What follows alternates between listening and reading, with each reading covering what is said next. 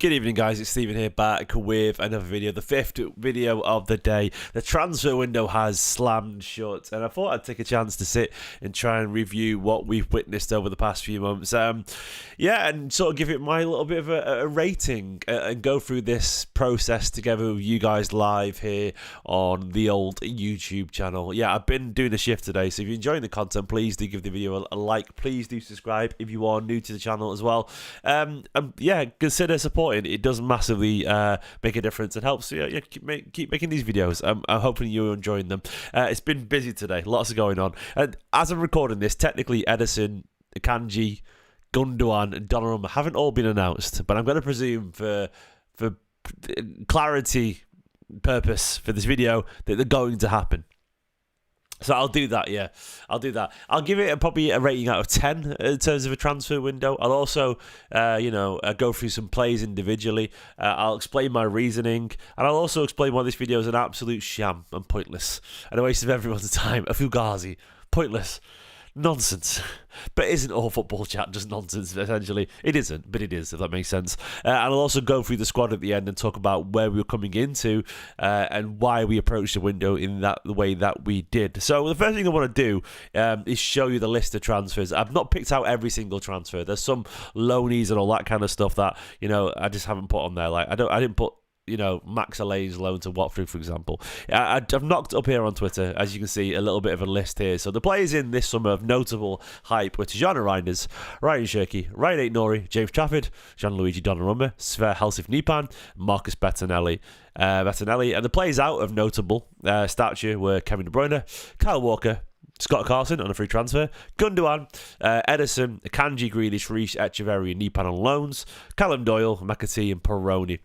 There were some more names, as you can see over here, in terms of actual departures. I'll show you, True Grant, but are you bothered about him?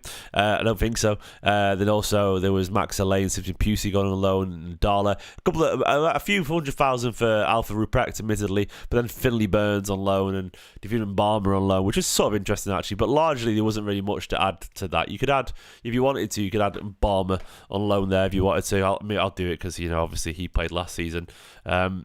But largely, there wasn't really, many past that.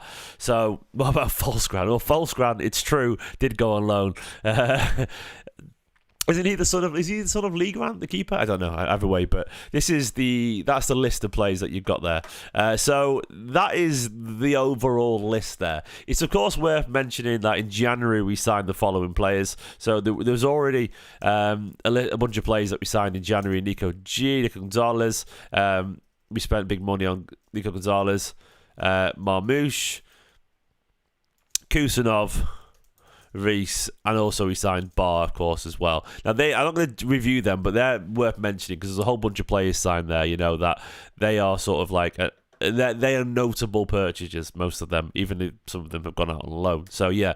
So, I'm going to preface this by saying it's incredibly hard to review this.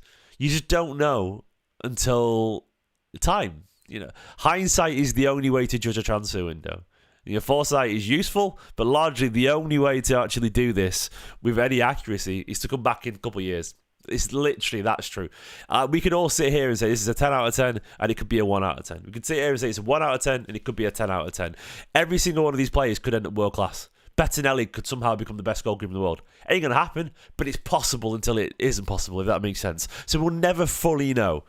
And there were players that we've signed in the past that I thought were going to be absolutely nailed on, cracking players, and nothing happened to them because mad shit happens in football, injuries, whatever.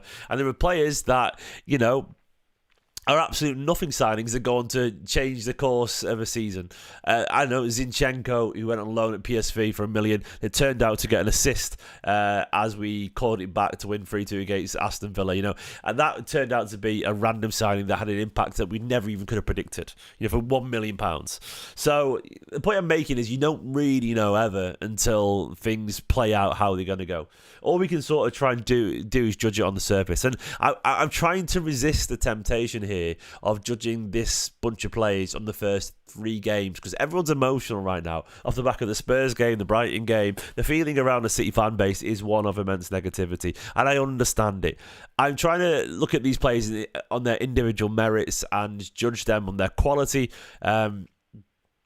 And I guess you could turn around and say, well, are they great now, or are they great talent? You could rate it in very different ways. I think all that preface is needed because it's important. Context matters, as always. And it's not necessarily some of these players' faults that the rebuild is happening at the same time as they are arriving. It's not necessarily, on them to fix everything straight away. City should have done better planning for it and all that kind of stuff. So what did we need going into this summer? Now, we needed a midfielder. As you see with Kevin De Bruyne leaving, we needed a midfielder. We needed a backup keeper. We needed a keeper or two because obviously Carson was going. We needed obviously a replacement for Ederson because it was all or Ortega. We knew that the keepers were all going to change. There was speculation around all the keepers. We needed a right back. We needed a left back. Some would argue we needed a centre back, but that was up for debate. Some would argue that we needed a goal scoring winger. We definitely needed a midfielder. They were the positions that everyone wanted. I would argue, these were the goals were midfielder, centre midfielder, attacking midfielder, right back, left back, goalkeepers plural, wide player, winger. They were the targets that I would argue that they were realistic, not realistic, they were ideal, a goal scoring wing and all that kind of stuff. Now, you could argue that City felt with Oscar Bob returning, and the argument is his quality is up for debate. That I understand that, and with Marmoush arriving, you could argue that City felt that they had that. So I understand why they would probably not go for a winger. I would understand that. So I get that. I ignore that one. I think it's fair to say, we ticked off centre midfielder and attacking midfielder. I think it's fair to say we ticked off goalkeepers. I think it's fair to say we ticked off left back in terms of what we actually bought. And it's really just right back. A winger was sort of debatable there, I would argue. That was, I think we've ticked off a fair few of the goals here in terms of what we wanted to go for. You could argue that once again, Marmoush, was signed in the winter. So that was... There was a few holes there. Definitely we've missed out on something. And most notably, we've missed out on a right back. We're doing what we've done before, where we didn't sign a left back until we felt that it was the right quality. We clearly messed up in terms of not securing a number one target. We clearly wanted Livramento. That wasn't possible. And we've been skirting around looking for deals, but we were sort of hamstrung, I would argue, by the market and a lack of interest in our players. If we'd moved on Akanji, Gundogan, people like that, an awful lot quicker, I would expect that we probably might have even gone for a right back, maybe an overseas right back. But the homegrown squad issue and the balance and all that kind of stuff had left us sort of between a rock and a hard place. So we didn't really go for anyone because I think the only thing we could really aim for was Livramento, and then maybe we would have gone for someone else. But it turned out it was very hard to move on some of these people, and some of these aren't even confirmed yet. I presume they will be. I think the other goal was to move on some of the deadwood, the uncles, the old players, whatever you want to say. A lot of those things are disrespectful, but maybe the players that, who have seen better days at Manchester City. You're talking Kyle Walker, Carson, Gundogan, how dare I? Ederson, Akanji, people like that. Kevin De Bruyne, you would argue. Some people wouldn't argue. I think we've done actually a reasonably good job at this when the dust settles. I mean, you could argue that people like Ake and Stones and Kovacic maybe, Bernardo Silva. I think it was always unrealistic to move out 10 of these players. But the fact that we've moved out, and I look at the players that were a key part of the squad last season at the start of last season. Kyle Walker was at the start of last season. De Bruyne was, Gundogan, Ederson, Akanji, Grealish, McAtee. There's a whole bunch of players. Well, that's pretty harsh. But a whole bunch of players that have moved on. So there's been a lot of shuffling about, and a lot of players have moved. So I think we've done a reasonably good job of actually moving players on. It's just the issue was timing in terms of how long it took them to go. So I actually think the shuffle, it hasn't actually been that bad in terms of positions. We've ticked most of the boxes, not all. And I think we ticked most of the boxes, maybe not all, in terms of the exits at the same time. Some of the exits are up for debate in terms of the quality. I get that. Some people would argue that, some more should have left or some people should have stayed. I get that. But I think most of these players probably had to move, if not now, very soon. So we go through the players individually. Tijjani Reijnders. I think Tijjani Reijnders is going to be a cracking player. I don't know if it'll be a 10 out of 10 or a 9 out of 10 or an 8, but I don't think it'll be a 7. I think he's going to be at least an 8 personally. I think Reijnders has obvious quality. He's joined at a time when the midfield is sort of going through a transformation, you would argue. No Gundogan anymore, really. No Kevin De Bruyne. And Rodri finding his form. Reijnders is a player of obvious quality. A cracking first game. A quieter second and third. But I think Reijnders clearly has the technical ability and the understanding of football to play for Manchester City and be really impressive. I think Guardiola likes him for a reason. I think Reijnders is going to be a really good player. For the fee that we paid for the guy who won Midfielder of the Year in the Serie A last season, I think Reijnders is a really good sign. He will take time to adapt, absolutely.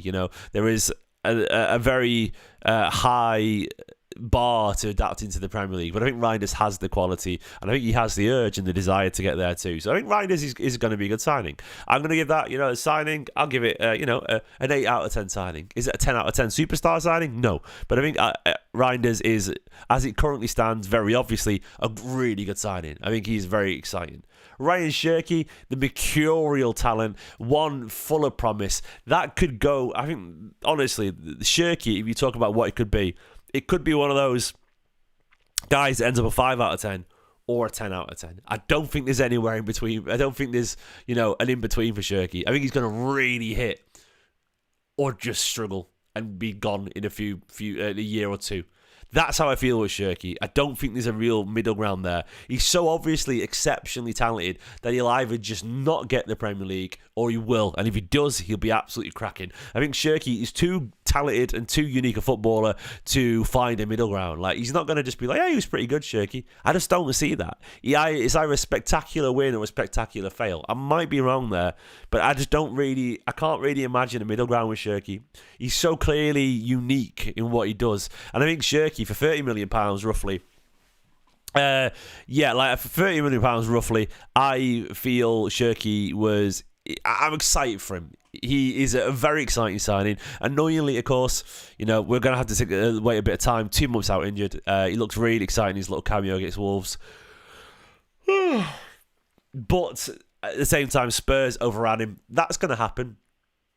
The thing is, as well, is like, even training won't prepare you for that, because City will press at a certain level of intensity in training, but you can never compare training to actual match practice, because as much as it'll be really intense, Bernardo Silva can only run as hard as Bernardo Silva can run every single training session. Likewise, Rodri. Likewise, Kovacic. Eventually, you're going to get used to that very quickly because you're playing against them all the time, every single day. Cherki would have got up to speed with Manchester City's players very quickly because that's all he trains against. The difference is when you play against Spurs, and then later on teams like Brentford or Bournemouth or whatever, they all play so differently. Like Spurs with Paulinho and so on, that was a bit of a rude awakening for him, and he struggled to get into the game. That's not his fault. It will take time. But I do think he's a talent worth going for. And I think he could be spectacular. But I don't know. I think he's got absurd potential.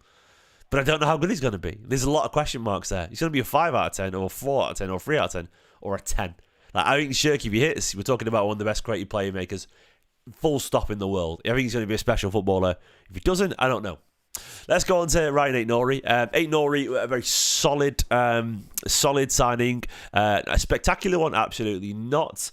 You could argue he's not your Cancelo level at a time when Cancelo came in with a reputation of a maverick footballer with loads of ability, but also played a much higher level than Ait-Nouri ever had. But also at the same time, Ait-Nouri was a guy who had been watched by an awful lot of teams. He was a very reliable, solid, good Premier League left back. I think he's got an awful lot of ability. Ait-Nouri I think he's actually a little bit better defensive than people give him credit for. I think he's really aggressive in the duels. But at the same time, the team is so scattergun right now with his approach. And it's so open in terms of the system, how it's learning, then I think Ait-Nouri is going to take a little bit of time to adapt. But I think eventually Ait-Nouri, I think right now Ait-Nouri strikes me as a very 7 out of 10 kind of signing. I think he could be a really good player. I don't think he's going to be a bad player at any point. Will he be this like runaway success at left back? I don't really know yet, but I don't think he's ever going to be a bad signing, if that makes sense. I think he's too reliable. I think he's too solid, and he's got too set in his ways for him to be a disaster. I don't know if he's going to, blow our minds. But I think he's going to be a left back for a while, and we might decide in a year or two to move on from him. I don't know.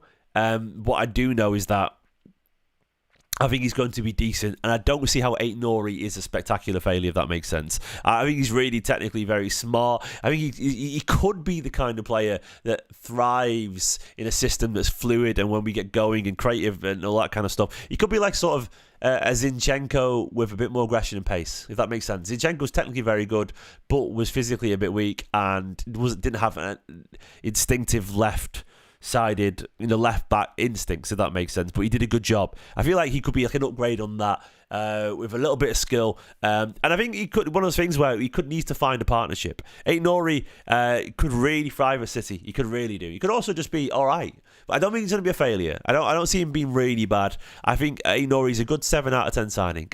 Onto James Trafford. I really like James Trafford. I am incredibly biased for this. I've been watching him for an awful long time. I was very excited to see him come back, and I felt that was a very obvious signing from Manchester City. We'll get on to the 2 goalkeeper chat in a second, but I think Trafford is... I don't know how he's going to do now because Donnarumma's coming in, but I think Trafford is going to be a top-class keeper. At City? I don't know. Will he be City's number 1 eventually? I don't know. Will James Trafford be a Champions League level goalkeeper, and will he be England's number 1 for a long time? Yes. And the reason I believe that is because I think he's too talented. I think he's too good a shot stopper. I also think the level of English goalkeepers is poor, but I also think he has the right mentality. The guy is absolutely obsessed with winning. He already has loads of talent. He has a great education, and he has a fantastic CV already. So I feel James Trafford is going to be a good signing. Will he end up being a spectacular signing with City? I don't know. It could be that if Donnarumma just bangs and be's our great goalkeeper, then Trafford might end up being a waste of time, and we don't, barely ever see him. But I suspect even then we'd get 20 million back for Trafford, and we'd get our money back, and it'd be fine. But I think Trafford, it could end up being a 0 out of 10 pointless signing, or a 10 out of 10 signing where we look back and Trafford's been on number 1 for 10 years. It could really go either way there. We will see. Donnarumma is the big elephant in the room there, the big 6'6" elephant in the room. I've tried to really hard separate my feelings and emotion away from Donnarumma. And I think what I'm going to try and do is look at Donnarumma in the context of who Donnarumma is. And you could argue all day about his suitability. But if you look at Donnarumma as a quality of footballer, losing Ederson for around 13 million euros or whatever, and getting Donnarumma for around 14-15 million net is a fantastic deal. It absolutely is. Donnarumma is undoubtedly one of the best goalkeepers in the world. If you remove the noise around the style of play and Trafford and whatever, Donnarumma is a cracking signing. If you accept that Guardiola has a plan, and it's up to then Guardiola to fit that around him, then you can't really argue Donnarumma's quality. Donnarumma is clearly an elite level, world class goalkeeper. I've sat there. I realised I sound so immature for arguing, getting upset about signing Donnarumma. Ultimately, most people would kill to be in our position. Will he fit Manchester City? I don't know. I don't know if he will fit Manchester City yet. I don't know. But I think he's very obviously a cracking signing, and he's very obviously a very good keeper. And his suitability at Manchester City. Look, what I'm going to say is I think there's a good chance Donnarumma succeeds anyway, because I think if Donnarumma isn't succeeding at some point, I think it means Pep isn't succeeding, and I think that means Pep ends up leaving, and I think that means a new goalkeeper manager comes in, and I think that new manager carries on with Donnarumma anyway because he's Donnarumma, and I think eventually Donnarumma is going to succeed. Does that make sense, my logic? I think Donnarumma is going to get a chance with Guardiola, and he's going to get a chance with the next manager. And yes, I think Donnarumma is probably too good and too big a profile to not really be successful at some point in his Manchester City career. We don't know yet, but Donnarumma, once again, he could either be... it could be... Donnarumma is another one, in my opinion, where it's either a 0 out of 10 or a 10 out of 10. He's either going to be City's keeper for And what I mean by 10 out of 10 is like, he's City's number one for several years. We win loads of stuff, and and he does really well. He's either an 8, 9, he's either a 9 out of 10 or a 10 out of 10, or he's a spectacular failure and it never works and Guardiola regrets it and we start playing Trafford. So there's no real middle ground there, you know.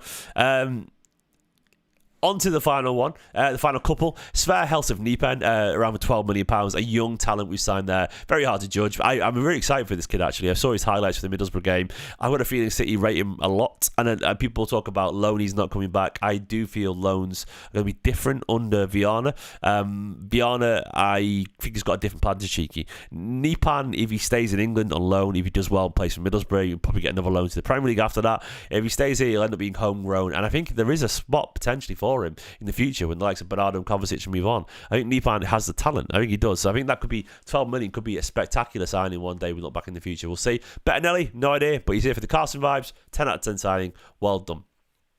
So if I was to rate all these individually, looking at the gaps in terms of the incomings, removing my feeling from the exits out of it, I think the window has been... I think people are very emotional and everyone's kicking off because, you know, it's like, oh, we didn't sign a right back and maybe we didn't sign a goal-scoring winger. If Savinho had left and we'd got Rodrigo, maybe a few more goals there, you could argue it would be higher.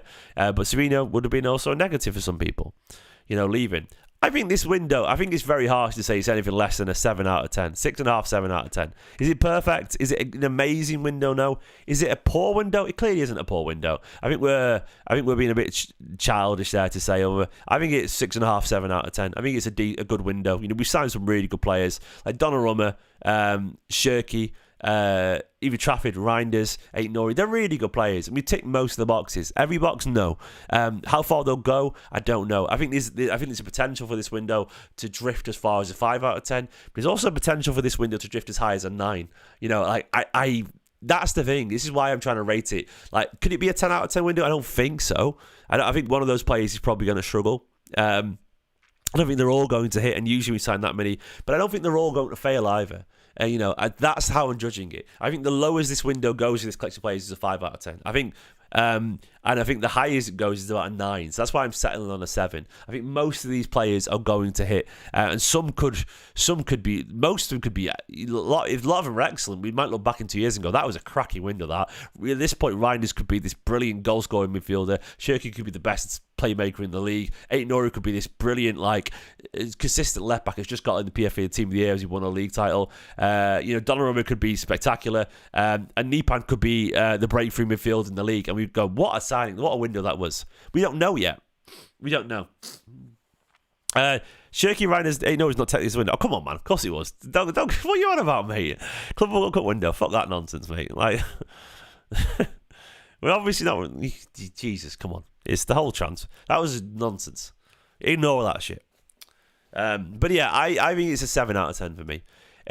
In terms of the exits, I would say probably similar again. I'll go through the exits. Kevin De Bruyne was an absolute painful exit, but I think it's probably one actually that was reasonably necessary. And I know that sounds mad, but I think to be brutal, and to make it, to send a message, I think you almost had to let Kevin De Bruyne go. And that might sound mental, but if you're going to convince the likes of Akanji and Gundogan to move on, you have to probably show you're serious. And at the same time, with De Bruyne of his age, you couldn't, and his injuries, you probably couldn't give him another big contract. You had to probably let him move on. It sounds awful, but it was the right time. You know, if you want to move on with Cherki and Foden and people like that, and it was probably the only decision you could really make that's realistic. And I feel like if you offered De Bruyne a contract, I feel like you probably would have had, you would have sat there and had Gundogan and people like that knocking at the door and wanting to stay. And I think it would have been noisy. And then someone just said in the chat, Strudel's lol said in the chat, Viana had to flex slightly too. He probably did. I think that's probably true. I think Viana had to make a statement, you know. He had to show, you know, that we were going to move on. Kyle Walker was a no-brainer, you know, a painful ending for a painful idiot, unfortunately. A great player, but a fucking prick. Scott Carson, the era came to an end, sadly. But yeah, it was whatever. You know, no real feeling there other than the vibes. Gundogan, It looks like he's gone to Galatasaray. That's not even be confirmed yet, but I think it was the right move to move Gundogan. And I think Guardiola's right to push on to Nico Gonzalez, Nico O'Reilly in midfield and push on to those guys because we have to with Reijnders and Rodri and so on. It's the right move to move Gundogan on. And also, I don't think there's going to be a fee there, but it is fine. We signed him on a free transfer. He'll leave after a year on a free transfer. It might be a nominal £1 million fee. Who knows? But I think he's going to leave on a free transfer, and that's probably fine. The fact that he goes back to Galatasaray, goes to his boyhood club, I'm fine with that. It's the right call. Ederson for whatever it says, like 40 million euros, so around 9 million quid. It's the right time to move Ederson on, a year on his contract. I think Ederson checked out a little bit a year and a half ago, 2 years ago after the treble. Patches are good, but also Patches are looking confused, and it was the right decision to move him on. And yeah. It probably was. In terms of Akanji going on loan, the right time to move him on, probably. With Kusanov, in the side. Vardiol, now a centre-back these days, given the signing of Ait-Nouri and Ake can play there. O'Reilly's aptitude at left-back. It was probably the right time to move him on. Jack Grealish, likewise, divisive, but Jack Grealish, I believe the rumours that Grealish was struggling to find focus in training. I believe them personally. I believe Guardiola gave him an awful lot, a lot of chances to prove himself, but I think Jack, once again, was one that switched off for far too long. Quality footballer, but I don't think Jack Grealish has the motivation to play every 3 or 4 days and keep going and going and going and going and going. I think Grealish completed it mentally, and he's at where he needs to be now. He needs to be loved.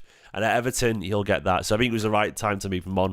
Vitor Reis, I was gutted to see go. I think there's a good chance when the disaster happens with all the injuries, he could be back. Likewise, Echeverri. I think Echeverri needed the loan, actually, personally. I don't think he would have got much football. Maybe I'm wrong there, but I think it was the right call.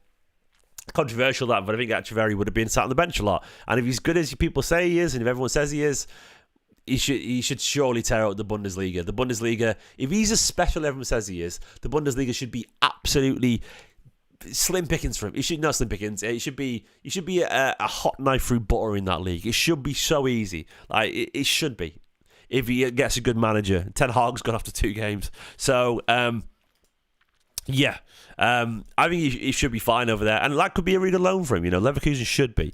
Vitor Reis, as going back to him, I wanted him around City. I rate Vitor Reis.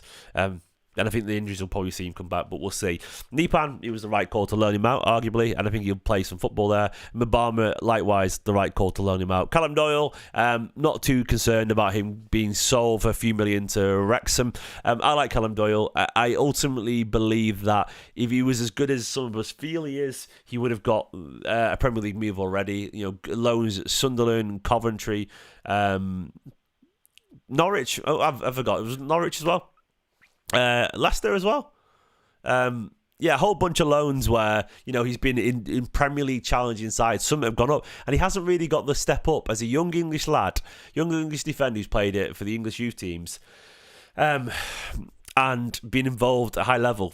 But no one's took the punt in him yet, and I think that's probably telling. I think Callum Doyle right now is still a really good Championship player, but I don't think he's yet a Premier League player. And look, he'll have a good career, and I think he's academic success. McAtee, I was disappointed, but I think it was the only decision we could make with McAtee, unfortunately. I think a year left on his contract, he wasn't going to play, and I think McAtee is a really talented footballer, but I think McAtee is going to take time. I think McAtee will find himself in the Premier League, and by the time of 26, 27, I think we'll see probably around the England squad potentially. I think McAtee is a really talented footballer, but I don't think he quite has the self-belief to assert himself on this City side yet in the way that a signing like Cherki could do potentially. We'll see.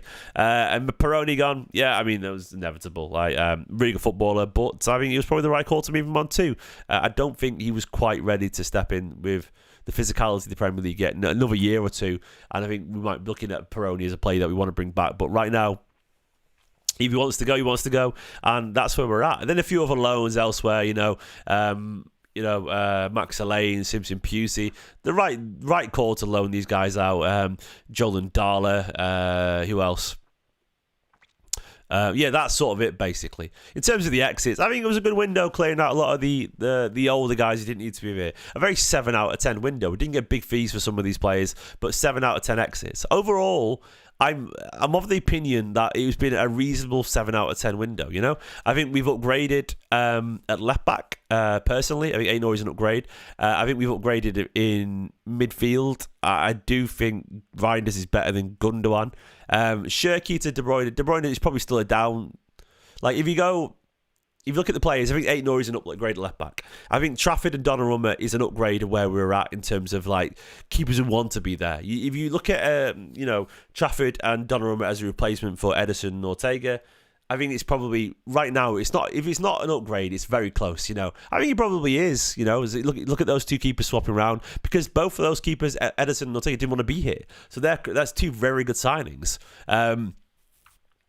Cherki, we don't know how good he's going to be. There's a bit of a swing and a miss there. Swing and a hit or swing and a miss, we don't know yet. So we'll have to see. Overall, I think this window in exits and incomings is a 7 out of 10. I think that's it. I think the exits are largely fine. Incomings are largely good as well. We'll see. We're going to see how it goes. Do let me know in the chat what your score is. I think I've been pretty fair there. There's a lot of question marks though. As I said, this good window could drop as low as a 5, but I don't think it'll ever drop as low as a 3. I think, if you look at these players, I don't think Reijnders is going to be a failure. I think some of these players, at least in terms of first team signings there, this 6 I would say there, these guys here are all going to be around the first team. I'd be amazed if at least half of these aren't really good players from Manchester City. I think Nipan is probably a City team in a year or two.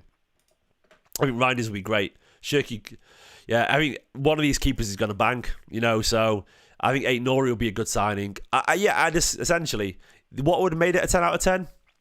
Stru's long mentioned Morgan Gibbs-White in the chat. I would have really liked Gibbs-White. I was really sold on him in the end. First of all, I was like, no. And then eventually I thought, actually, I would have loved a fucking a twat.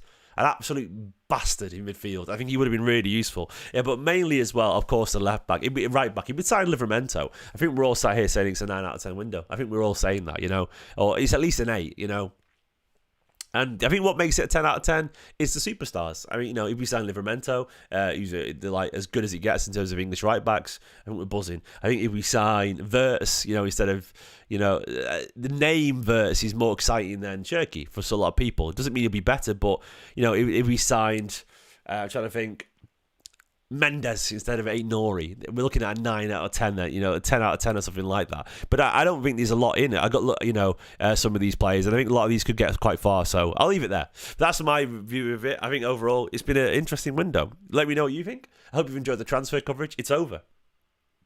So yeah, obviously technically some of these things haven't happened yet, but they're going to by the sounds of it. I'm not worried about Ederson and Gundogan to the Turkish sides because they've got a long time to sort it. It'll get sorted. Akanji's sorted.